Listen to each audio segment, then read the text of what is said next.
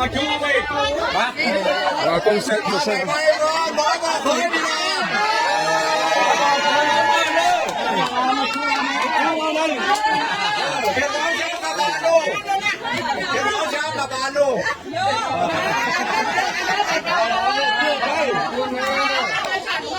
อันนี้ไม่เท่าสุภาพนะว่าเดี๋ยวนี้พวกพี่ของน้องมานี่มาแบบไรเนาะมาขำมาคุ้มมาดึงร้านของน้องในเขามันเอาเนี่ยเขามามีได้ไหมล่ะเนี่ยก็ให้ลูกเลยมามีต้นทักสุดอกสุดใจเลยมีต้นทักลูกเคย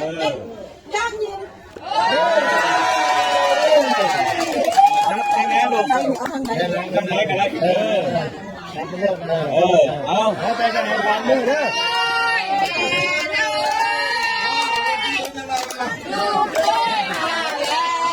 เดินให้มีหน้าเขาบ้านหลังนี้ก็ป้าเขาบ้านหลังนั้นก็เด้อข้างนอกแน่เด้อ